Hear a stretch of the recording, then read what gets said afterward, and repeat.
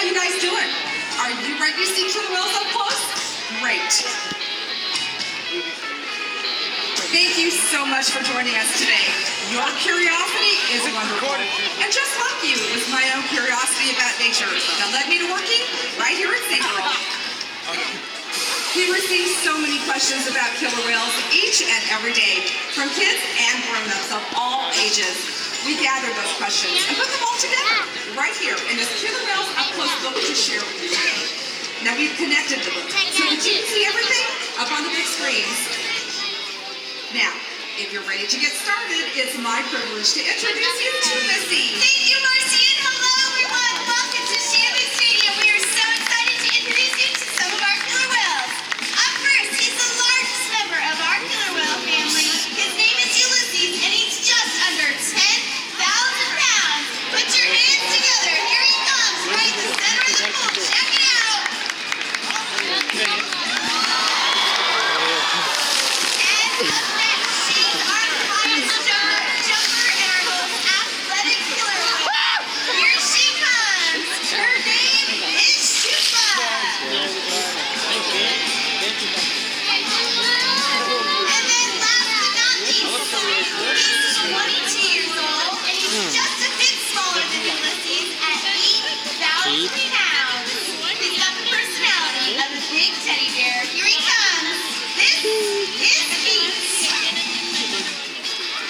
Shouka first. Now here he comes. He's going to be in the center of the pool. Now check out his big, huge pectoral flippers. This is actually one of the characteristics of an adult male killer whale. Here he is, once again. This is SeaWorld San Diego is fortunate enough to be home to athletic killer whales. We have 6 females and 5 males, ranging between the ages of 1 year old all the way up to 51 years old. You can see how different each whale is. But did you know that there are even bigger differences in the wild? Would you be surprised if I told you that there are actually different types of killer whales? Scientists refer to them as ecotypes. They live in different habitats, they have different body types, and they even pursue different kinds of food. But although these ecotypes are different, killer whales are still considered members of one species, or Sinus orca. One of the questions that we get asked here all the time is how big will a killer whale grow to be? Well, that depends on what ecotype you are talking about. Is it a 16-foot female in Iceland or a 30-foot male in Antarctica? Let's take a closer look. The remarkable thing about killer whales, no matter which type, is that they are found throughout our global ocean, from the Arctic to the Antarctic, and literally everywhere in between. They are found in so many different habitats and depend on such a variety of marine life for survival that killer whales are more intertwined with the fate of our ocean than any other marine animal. Truly, these awesome animals are the living symbol of our ocean, representing so much more than their own species. Ladies and gentlemen, let's hear it again for our killer whale family. Let's check out some of your great questions. Oh, here we go. Everyone wonders about our trainers. In fact, raise your hand if you ever wanted to be an animal trainer. Wow, that's a lot. Then let's meet some of our dedicated trainers who interact with our family of killer whales every day. Once again, my name is Missy, and I'm joined by Keet, Jen, John, and Emily. Oops. Our trainers are so passionate about what they do here each and every day. And that makes me think of another one of your questions. Do the trainers talk to the whales? Well, I'll let you answer that one, Missy. Thanks, Marcy. That's a great question. Now, we don't talk to the whales like you and I talk to each other, but we have taught them different signals that help us communicate with them. This outgoing communication is an important part of developing the strong relationships that we have with these animals. And because of this relationship, one of the things we're able to do is answer important questions through research. Here at SeaWorld, we have a unique opportunity to conduct research about killer whales, asking important questions that can only be answered in a setting like this. So much of what we learn here is being used to help killer whales in the wild. course, there are other questions that can only be explored by studying whales in the ocean. By exploring questions both at SeaWorld and in the wild, our combined research gives all of us a better understanding of killer whales and the places they live. Now that's what I call working together. Research flowing in both directions, from our parks to the wild and back again. That way, everyone benefits. All right, let's do our next question. Oh, perfect. This individual wonders why whales jump, and I just happen to have that emoji. Look. You know, killer whales communicate in a lot of different ways. Sometimes they vocalize, and sometimes they use their bodies. A jump like that is called a breach, when a neighbor stands on top of the water. When a whale uses their body to slap the water, it creates a commotion, both above and below the surface.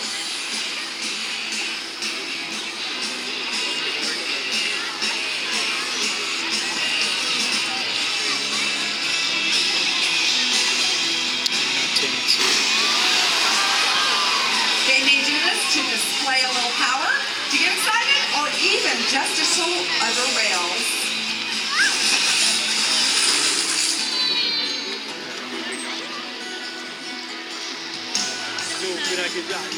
Now, earlier we heard of Ulises' new cat, Amaya. SeaWorld social media fans actually helped name her. Here at SeaWorld, we see newborn calves rely on their mother's for everything, from the very first moment of birth. As a calf grows and gains some independence, it is looked after by other whales in the pod too. They help the mother protect the calf, teach it survival skills, and show the calf how to romp and play. Killer whales live in family-like groups known as pods. Like human families, their pods can range in size from just a handful of whales up to a few dozen. Oh, now here is a really important question. Does having a breeding whale killer program here at SeaWorld help whales in the wild? Absolutely. Our successful breeding program helps us understand the developmental needs of pregnant mothers, newborn calves, and young killer whales. Now this is critical information because this is when whales are the most vulnerable out in the wild. Gaining this kind of knowledge simply can't be done except for places right here at SeaWorld. Recently, SeaWorld worked with researchers from the National Oceanic and Atmospheric Administration, or NOAA, to help them develop a model for identifying when a killer whale is pregnant by looking at aerial images of the animal in the wild. Prior to this cooperative effort, where SeaWorld provided direct, unparalleled access to our pregnant whales, researchers had no solid way of knowing whether or not a female in the wild was carrying a calf.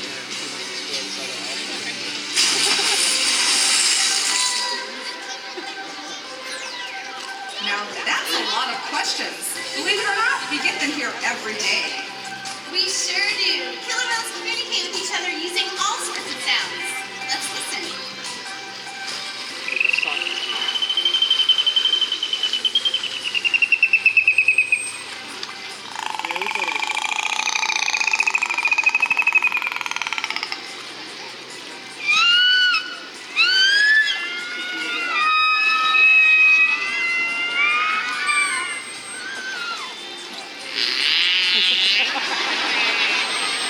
That one happens to be our favorite. Each type of killer whale, each pod has their own dialect, their own unique set of calls. But don't forget, they use body language too. Sometimes they blow bubbles, bump into each other, or even scratch each other with their teeth, causing something called rake marks. These are the multi-line marks that you may see on the skin of some killer whales and dolphins. This is one of the ways that they display dominance over one another during social interactions, both in the wild and here at SeaWorld. We just learned that killer whales vocalize and use body language to communicate with each other. But do you guys remember how we communicate with them? Through signals.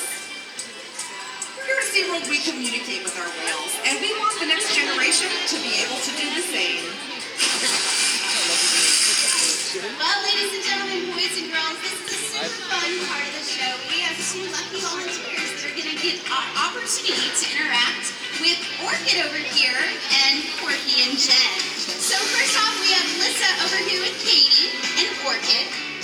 And let's see what she's gonna do. All right, she's gonna take two hands, wave them right there to Orkid, and Orkid is gonna give a big wave back with those pectoral flippers. All right, Jen's over here with Olivia, and Olivia's going to do a little dance, and Corky is gonna mimic her and do that same exact thing. All right, Lissa, what do you got for Orkid? Okay, it looks like Orkid's heading down to the bottom. This will be a really impressive behavior. She'll be coming from about 36 feet deep, and there she is. Nice job, Lissa. All right, Olivia, your turn.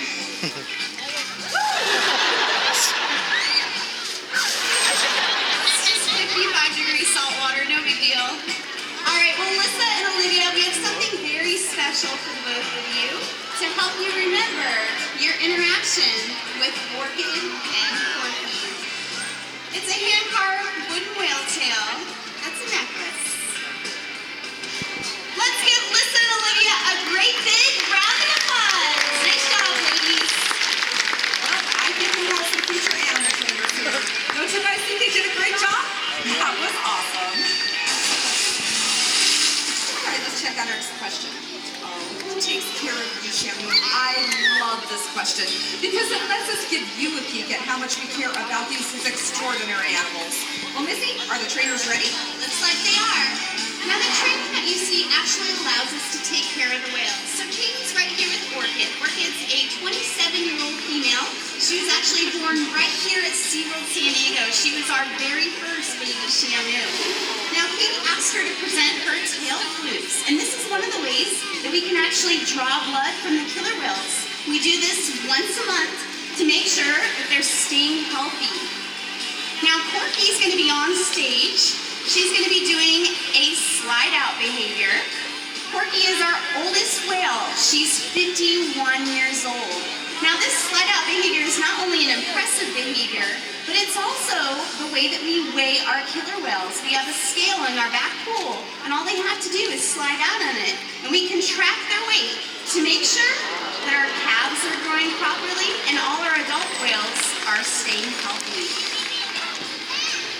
Now check out this high energy behavior that Orkid's gonna do. She's one of our smartest and most athletic animals. She's gonna do a small jump in the corner, and then you're gonna see a beautiful aerial behavior in the center of the pool. Now these behaviors ensure us that the whales are getting the proper exercise they need every single day, and they do them not only in the wild, but also here at SeaWorld. And Missy, I'm sure some of our guests also wonder, how much does a killer whale need to eat to stay healthy? That's a really good question. Well, just like you and I, each killer whale has different dietary needs. So like I mentioned, Corky's our oldest killer whale. She's about 51 years old. She's also our largest female at just about 8,000 pounds. She's eating about 175 pounds of restaurant quality fish every single day. Now Amaya, who's 1 year old, she's still nursing from her mother Kalia, but she's also now eating 16 pounds of fish. It's important to note that our whales receive all their food, no matter what they do every day. Because we've been able to determine how much a killer whale eats throughout different stages of their life, researchers are able to use this information out in the field to determine if ocean habitats are healthy enough for killer whale populations to thrive, and that type of information is invaluable. Well, you know, food, exercise, and physicals from our veterinarians aren't all our animals need. Each animal's well-being is so important to us, we want to make sure their minds are stimulated and challenged too. Now take a look up on the big screen. You're going to see a bunch of our whales playing with toys. Basically, they are just big, huge plastic objects that they love to throw around and toss back and forth to each other. You might have also seen the kelp. We're fortunate enough to be right next to Mission Bay. They love to drag their kelp around, share it with each other, carry it around on their flippers. You also see gelatin. It's colorless and flavorless. Basically, it's just water-based. But a lot of the things the whales enjoy are based on sensation. You may see the trainers giving them ice, snow, or or even a nice rub down. There's so many different ways that we can play and interact with our animals, and that's just one of the many interactions that we do with them throughout the day. Now, with all the toys and games we provide, the best enrichment still seems to be social interaction with our other whales, and of course, our team of experienced trainers. Now, how about a question for all the kids out there? They all want to know who would win if a killer whale squared off with a great white shark. If you think the great white shark would win, raise your hands. Okay. And how many of you think the killer whales would win? That's right, killer whales. You see, a great white shark hunts alone, where a killer whale hunts in a pod, so it's not even a competition. Killer whales have been known to hunt a blue whale.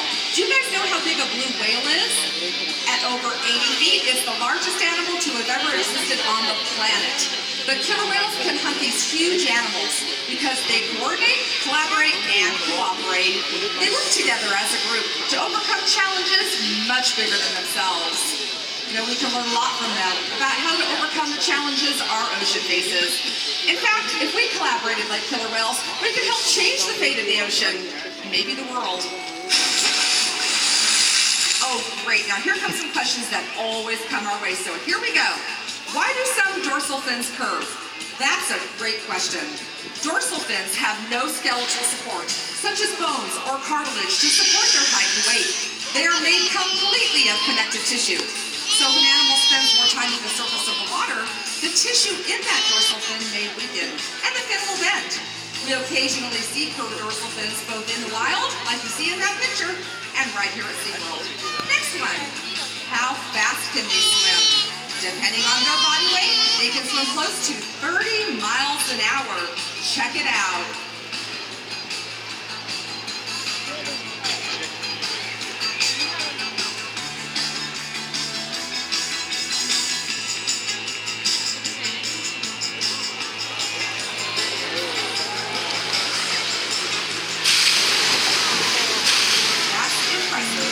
Next one. How much water can their tails splash? Their tails, or flukes as they are called, are strong enough to fling a whole lot of water about halfway up those stands. Last one. If all the whales splashed all at once, could they get the whole audience wet? Well, maybe not the whole audience.